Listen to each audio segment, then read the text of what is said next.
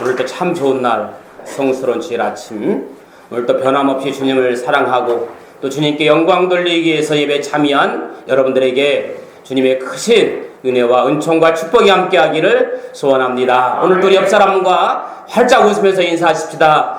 같이 예배들 반갑습니다. 옆에 분하고 뒤에 분하고 같이 인사 나눴으면 좋겠어요. 반갑습니다. 할렐루야. 사람이 같은 말이라도 어떻게 듣느냐에 따라서 오해가 되기도 하고 이해가 되기도 해요. 때로는 상처가 되기도 하고 감동이 되기도 합니다. 설교 시간에 같은 말씀을 들어도 어떻게 듣느냐에 따라서 상처가 되기도 하고 은혜가 되기도 하고 때로는 감동이 되기도 합니다. 그래서 이 언어라고 하는 것은 참 중요합니다. 제가 좋은 글이라는 책자에 있는 내용을 한번 소개할까 합니다. 제목이 뭐냐면 정성껏 말하면 마음의 소리가 들린다. 그런 제목입니다. 제가 한번 소개할게요. 정성껏 들어주면 돌부처도 돌아보신다.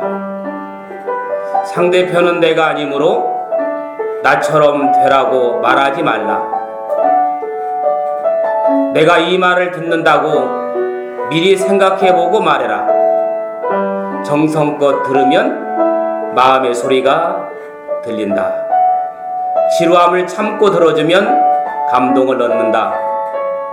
한쪽 말만 듣고 말을 옮기면 바보 되기 쉽다. 자존심을 내세워 말하면 자존심을 상하게 된다. 남의 명예를 깎아내리면 내 명예는 땅으로 곤두박질 쳐진다. 잘못을 진심으로 뉘우치면 진실성을 인정받는다. 말의 내용과 행동을 통일시켜라. 모르는 것은 모른다고 말해야 인정받는다. 무시당하는 말은 바보도 알아듣는다. 말은 입을 떠나면 책임이라는 추가 달린다. 대화의 질서는 새치기 때문에 깨진다. 때로는 침묵이 대화보다 강한 메시지를 전한다. 내 마음이 고약하면 남의 말이 고약하게 들린다.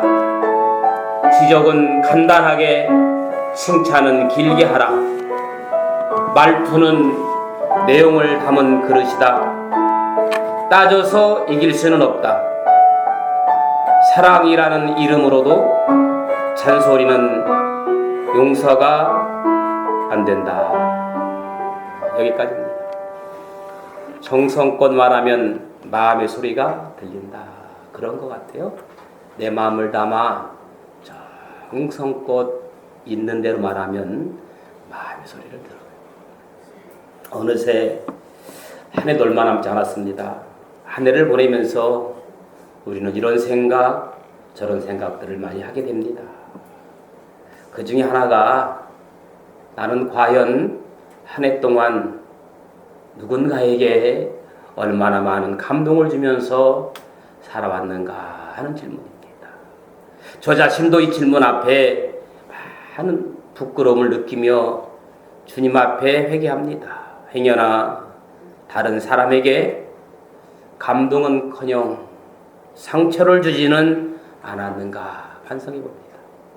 그리고 나와 서운한 관계에 있든지 아니면 조금 가까워지고 싶은 분이 계시다면 한 해가 가기 전에 연락도 한번 하시고 식사라도 한번 하셔서 모임들 많잖아요. 그런 모임 가운데 이런 시간 하나 넣어서 관계가 회복되어지고 관계가 더 친밀해지시기를 주님의 이름으로 축복합니다. 그래도 연말이 되면 이 강팍한 세상 속에서 선행에 대한 또 기보천사들의 이야기가 여기저기 들려와서 우리 추위를 훈훈하게 해줍니다. 그 중에 하나 유튜브에 올라온 사연을 하나 제가 소개할까 합니다. 이 빌리라는 노숙자가 길거리에서 구걸을 하고 있습니다. 하루 벌어 하루 먹는 것이 아니라 한 끼 고개 숙여 한 끼 먹습니다. 어느 날 한 여인이 지나가다가 이 빌리 노숙자를 보고 지갑을 열어서 동전을 노숙자에게 들고 있는 깡통에 주르륵 쏟았습니다. 집에 돌아온 여인은 큰 실수한 것을 알게 됩니다. 동전을 넣을 때 귀중한 약혼 반지를 빼서 지갑 속에 넣어두었는데 그것까지 쏟은 것이 있었습니다. 그 여인은 빨리 노숙자에게 동전 준 곳으로 달려갔습니다. 이미 그는 사라지고 없었습니다. 한편 노숙자는 동전을 점검하다가 반지를 발견한 겁니다. 옆에 있는 그 은방에 가서 얼마가 되느냐고 물었어요. 상상 이상이었습니다. 500만 원이 넘는 거예요. 그에게는 엄청난 큰 돈이었습니다. 한 끼 벌어 한 끼 먹는 그에게 팔자 고치는 거죠. 그 자리에서 팔려고 할 때 양심의 소리가 들려왔습니다.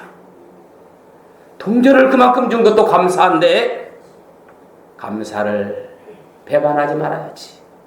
감사를 배반하지 말아야지. 그런 큰 결단을 합니다.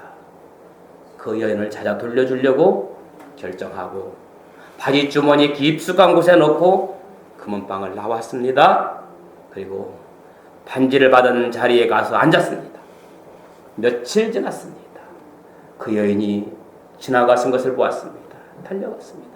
그리고 반지를 내밀었습니다. 당신을 기다렸습니다. 그때 너무너무 고마웠습니다. 이번에는 그 여인이 감동되어 그 노숙자의 이야기를 세상에 알리며 복음운동을 펼쳤습니다. 사람들은 그 이야기를 듣고 감동을 받아서 주머니를 열기 시작했습니다. 2억 원이 넘게 복음되었어요. 놀라지도 않으시네. 그 돈은 고스란히 노숙자에게 전달되었습니다. 어려움 속에서의 감사는 길을 열어줍니다. 어려움 속에 그 감동 때문에 길이 열렸습니다. 사람이 살아가면서 누군가에게 감동을 준다고 하는 것은 참으로 소중하고 행복한 일입니다. 세상이 아름답다고 하는 것은 그만큼 감동케 하는 사람들이 주위에 있기 때문에 세상이 아름다운 겁니다. 여러분, 왜냐하면 이 감동은 어떤 인위적인 향수처럼 풍기는 게 아니라 자연적인 향기, 그렇게 우러나는 것이기 때문에 그렇습니다. 그런 감동이 있는 인생이 바로 어떤 인생인가? 그런 감동이 있는 인생이 복된 인생이에요.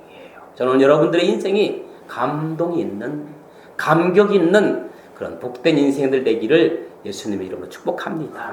여러분, 지금 우리 이 시대에 부, 명예, 권력보다 더 중요한 것이 있다면 그것은 바로 감동이라고 저는 생각해요. 여러분, 이 감동을 제일 빨리 깨달은 사람들이 기업가들입니다. 그래서 그 기업가들은 고객 감동을 내세우면서 고객이 오케이할 때까지, 고객이 만족할 때까지 서비스를 하겠다고, 감동하겠다고 계속해서 광고합니다. 끝나고 난 다음에는 설문조사까지 해요. 감동을 받았느냐? 그들은 감동을 주면 비싼 물건이라도 사람들이 산다고 하는 어떤 인간의 근본적인 필요를 알았기 때문에 그렇습니다. 그러면 성경에서 최고의 감동가는 누구일까? 두말할 거 없이 하나님이십니다. 하나님은 우리를 감동시킨 분입니다. 하나밖에 없는 독생자 예수 그리스도를 죽기까지 희생하신 그 감동적인 사랑. 여러분, 다윗은 시편 23편에 사망의 음침한 골짜기를 다닌 것 같은 환경 속에서도 감사했습니다. 창조와 역사의 주께서 별 볼 일 없는 자신의 목자가 되었다는 사실에 감동해서 시편 23편을 기록했습니다. 우리의 인생에 있어서 가장 중요한 것은 감동이에요. 감동이 최고의 좋은 선물입니다. 지도자와 국민, 부모와 자녀, 여야, 스승과 제자 사이에, 특별히 성도와 성도 사이에, 목회자와 성도 사이에 감동이 있어야 되겠더라고요. 더 나아가 우리는 하나님을 감동시켜드려야 됩니다. 제가 지난주 수요일날 이런 질문을 던졌습니다. 하나님을 감동케 하는 것이 쉬울까요? 사람을 감동케 하는 게 쉬울까요? 이런 질문을 드려봤어요. 여러분, 하나님을 감동케 하는 게 쉬울까요? 사람을 감동케 하는 게 쉬울까요? 누가 쉬울 것 같아요? 지난주 수요일날 우리 조용호 장로님께 물어봤으니까 그 옆에 오늘 최명하 집사님, 하나님을 감동시키는 게 쉬울까요? 사람을 감동케 하는 게 쉬울까요?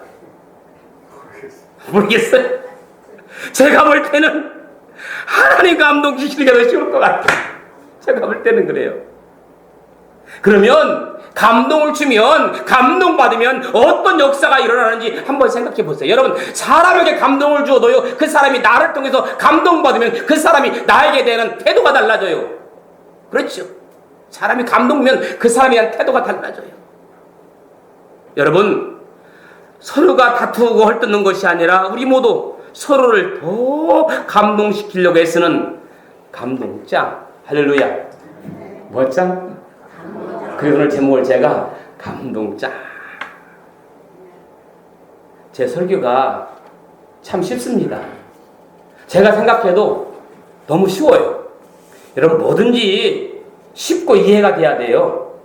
아무리 실력 있고 유명한 교수가 명강의를 내도 내가 못 알아들으면 의미 없잖아요.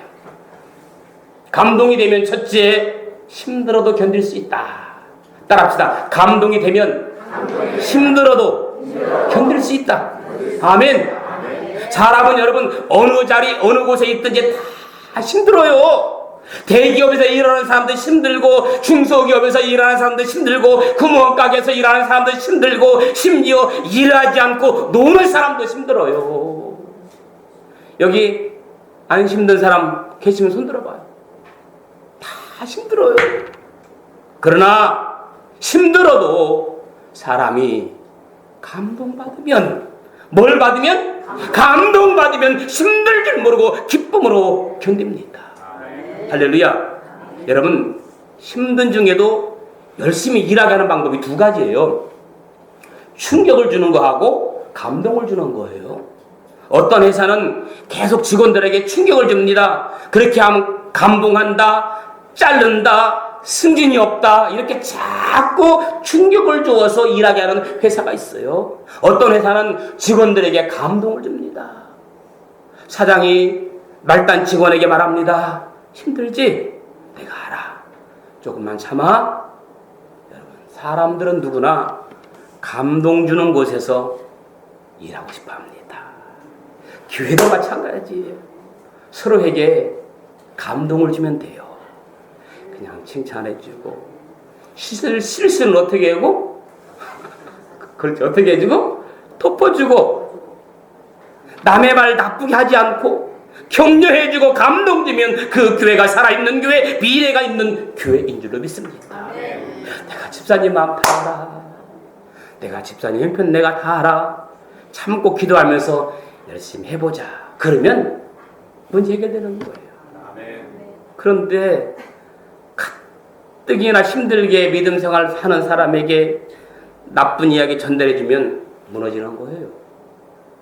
물론 사람이 하는 일이니까 실수할 수 있죠. 잘못할 수 있죠. 여러분, 정수기 하는 역할이 뭔지 아십니까? 정수기. 집집마다 정수기 있잖아요. 이 정수기 하는 역할이 뭐예요? 걸러내는 거잖아요. 불순물을 걸러내는 거잖아요. 저는 여러분들의 역할이 정수기 같은 역할하면 좋겠어요. 교회에서든 가정에서든 직장이든 어딘지 여러분들이 정수기 역할하면 좋을 것 같아요. 내가 말을 듣고 다른 사람이 옮길 때는 불순물 같은 것은 걸러내서 산뜻하게 전했으면 좋겠어요. 이게 참 어렵지요. 오늘 본문에 등장하는 백부장에게는 중풍 걸린 하인이 있습니다. 여러분, 그 당시에 하인은 물건과 같은 취급받는 노예였어요. 그런데 백부장은 100명의 하인을 거리키는 것이 백부장입니다. 백부장은 그 하인 하나 고쳐보려고 여기저기 수소문하다가 결국에는 안 되니까 예수님께까지 시작합니다. 하인에게 있어서 주인의 이런 행동은 얼마나 큰 감동이겠습니까? 나 같은 존재가 뭐라고? 나같이 하찮은 물건 같은 존재가 뭐라고? 여러분, 사람은 감동받을 때 우리 몸에서 이 엔돌핀이 4,000배 효과를 가진 다이돌핀이라는 호르몬이 나온대요. 무슨 호르몬? 무슨 호르몬?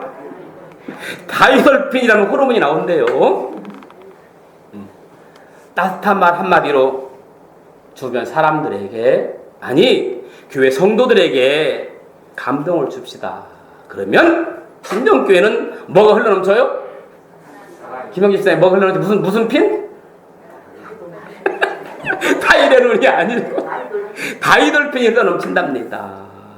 조금 리더들이 마음에 안 들어도 그냥 힘을 실어주세요. 제가 조금 부족해도, 아니 많이 부족하죠. 제가 좀 마음에 안 들어도 그냥 설령 실수해도 그냥 믿고 따라주면 좋을 것 같아요. 아멘. 저는 진심으로 교우들 모두를 사랑합니다. 그래서 저에게 가장 소중한 사람들이 누구냐고 물어보면 사랑교우 여러분들입니다. 비록 제가 말로 표현은 못하지만 여러분을 위해서 정말 매일매일 눈물 흘리며 기도합니다. 누가 저에게 좋은 소식 전해주면 저는 너무너무 행복해요. 그리고 누가 아픈 일을 저에게 말해주면 저는 함께 눈물 흘립니다. 저에게는 여러분이 가족이고 형제 자매예요. 한 해 동안 수고한 우리 교우 또한 모든 성도님들은 내년엔 더욱더 열심히 서로가 격려하며 감동을 주면서 살아가는 저와 여러분들의 삶이 되어지기를 예수님의 이름으로 축원합니다. 두 번째, 감동을 주면 이해가 돼요. 뭐가 돼? 이해가 됩니다. 이 오해했을 때 문제, 이해가 되면 다 풀립니다. 따라합시다. 감동받으면 이해된다. 여러분, 감동만 되면 다 이해돼요. 왜 오해가 생기는가 봤더니 감동이 없기 때문에 오해가 생기는 거더라고요. 따라합시다. 감동받으면 다 이해되고 감동이 없으면 다 오해한다. 장로님, 시작. 다 같이 시작. 감동받으면 다 이해되고 감동이 없으면 다 오해한다. 아멘. 제 말 믿어지시면 아멘. 감동받으면 다 은혜가 돼요. 감동이 없으면 다 잔소리로 들려요. 저는 메시지가 잔소리가 아닌 은혜가 되기를 축복합니다. 아멘. 지금 우리 사회는 여러분 과학이냐 아니냐 놓고 막 따지잖아요. 과학적인 증거들을 들이대면서 내 주장을 막 시키려고 하잖아요. 유명한 아리스토텔레스는 설득의 3요소를 이렇게 말했어요. 인격적인 면 60%, 감정적인 면 30%, 논리 10%라고 말했어요. 여러분, 과학, 논리만 내세우면 사람은 설득되지 않는다는 겁니다. 인간은 논리적이고 과학적이게 이해하는 것이 아닙니다. 여러분, 부모가 자녀를 논리에 따라 이해하지 않잖아요. 남녀 간의 관계를 논리와 과학으로 풀 수 없잖아요. 만약 하나님이 우리를 과학적 결과에 따라 판단하셨다면 우리는 벌써 망했어요. 끝난 인생입니다.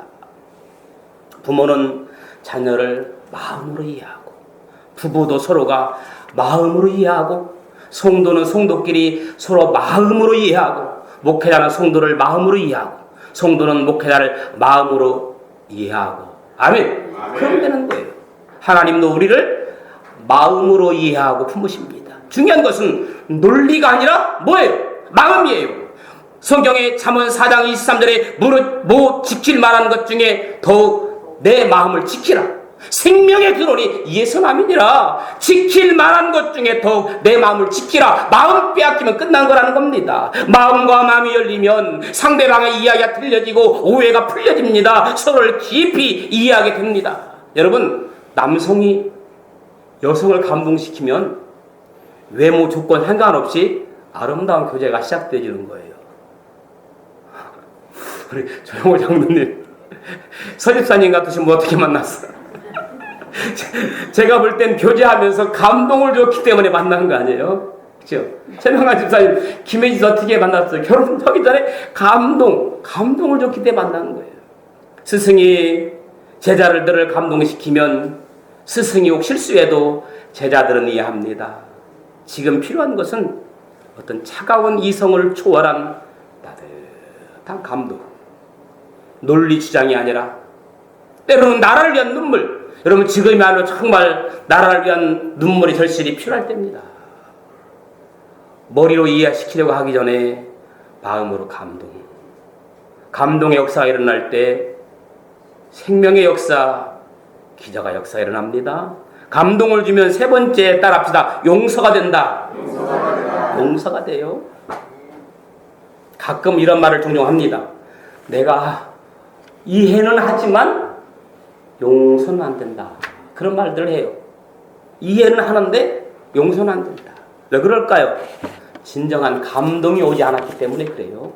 여러분, 진정한 감동이 오면 이해로 끝나는 것이 아니라 용서까지 하는 거예요. 창세기 32장 보면 야곱도 그런 상황이 왔지요. 삼촌의 집을 나와서 고향으로 들어가던 야곱은 형 에서와 화해할 것을 기대합니다. 많은 선물을 싸가지고 지금 형 에서의 집을 선물을 보냅니다. 그런데 화해는커녕 형이 군사 400명을 이끌고 온다는 소식을 듣자 야곱은 야복강가에서 하나님과 씨름합니다. 밤새 씨름하면서 야곱은 누구를 감동시킵니까? 하나님 감동시킵니다. 동시에 형 앞에 무릎 꿇는 겸손으로 형을 감동시킵니다. 감동하니까 용서와 화해가 이루어지는 거예요. 아멘. 감동이 없으면 용서도 화해도 없는 겁니다. 내 안에 진정한 감동이 오면 세상에 용서 못할 사람이 아무도 없어요. 내 눈에 흙이 들어오기 전에는 용서 못한다는 말 없어요. 죽어도 용서 못한다는 말 없어요. 가슴에 증오와 미움을 품고 살려고 하는 사람은 없습니다. 여러분 평생 살면서 증오와 미움 품고 살려고 싶은 사람이 어디 있겠어요. 더구나 우리는 용서하기 원합니다. 그럼에도 용서가 안 되는 것은 내 안에 뭐가 없기 때문이다? 감동이 없기 때문이다. 진심 어린 회개를 통한 감동이 필요합니다. 야복강 나룻가에서 밤새 통에 자복하고 환도뼈가 끊어질 만큼 기도해 씨름해 보십시오. 저 사람이 진짜 잘못을 깨닫고 있구나 라고 생각되면 용서가 됩니다. 저는 지금 우리가 하나님 앞에 나와 야곱처럼 야복강처럼 용서의 삶을 살아갈 수 있기를 예수님의 이름을 간절히 축원합니다. 눈물로 우리의 죄를 통회함으로 지금 이 상황을 해결할 수 있는 하나님 감동시켜드리는 겁니다. 하나님께서 새날을 우리에게 주신다고 했죠. 이사야 43장 18절 19절 말씀 보니까 너희는 이전 일을 기억하지 말며 옛날 일을 생각하지 말라. 보라 내가 새 일을 행하리니 이제 나타날 것이라.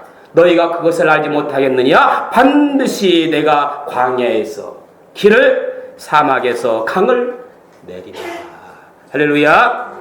마지막 네 번째, 기적이 일어납니다. 따라합시다. 기적이 일어난다.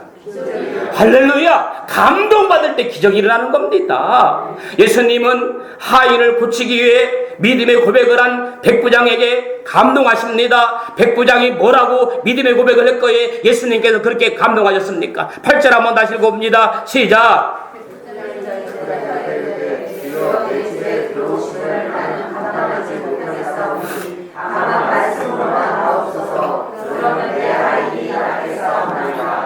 지금 상황이 어떤 상황이냐면 다시 한번 정리하면 이런 내용이에요. 백부장이 자기 하인이 병들어 죽게 생겼어요. 그래서 그 하인의 병을 고쳐보려고 여기저기 다녀봤지만 헛수고였어요. 그러다가 예수님의 소문을 듣고 백부장이 예수님 만나러 왔습니다.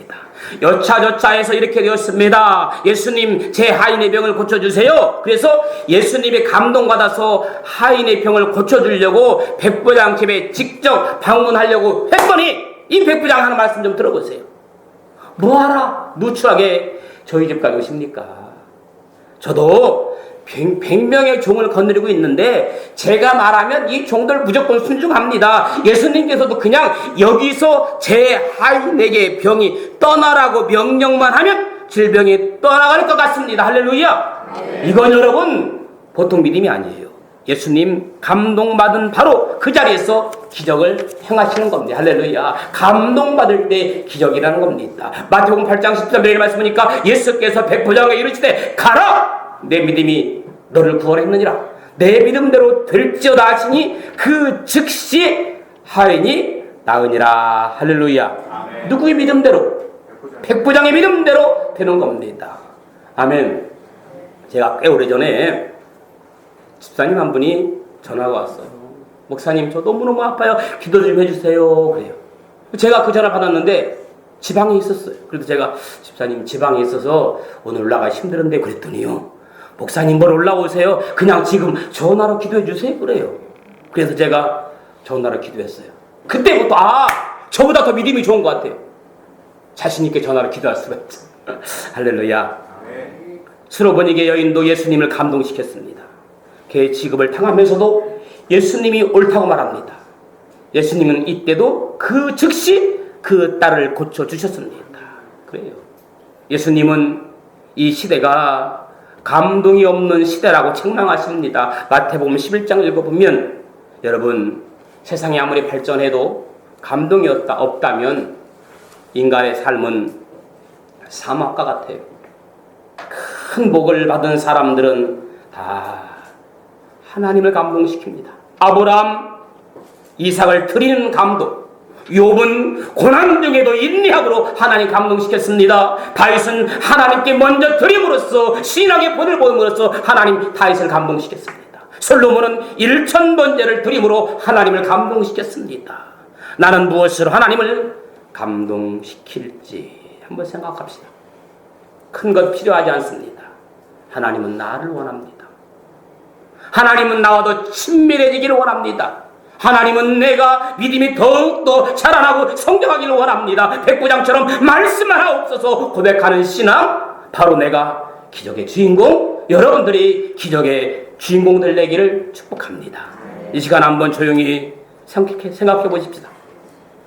나는 과연 누군가를 감동시키는 삶을 살고 있는지, 아니면 내 삶만 챙기고 있는지. 누군가를 감동시키는 삶을 살 때 내 삶에 더욱더 큰 감동이 넘쳐날 줄로 믿습니다. 오늘 말씀을 생각하면서 주님 감동받으면 힘들어도 견딜 수 있습니다. 이해합니다. 용서합니다. 기적이 납니다. 나의 삶에 감동의 삶이 되게 하여 주옵소서. 말씀을 생각하면서 같이 기도하기 원합니다. 기도하겠습니다.